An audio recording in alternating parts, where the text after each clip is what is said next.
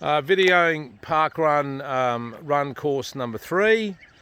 Time now is 0600 on Monday the 7th of September. What we have here is the riverway which has been built in Gayndah. It's a pathway incorporating stairs and then back down in this direction here. It's approximately 500 metres long with nice grassed areas off to each side. At the end of this parkway at the southeastern end is a trail that we're going to be incorporating.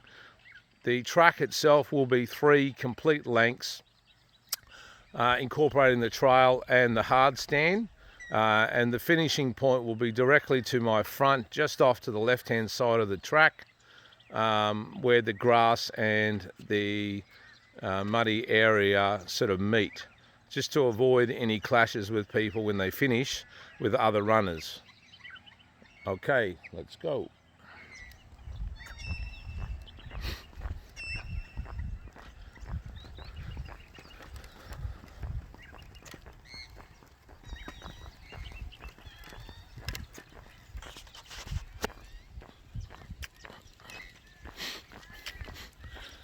This section is a slight uphill section, only very slight though, and we will be maintaining the keep left policy.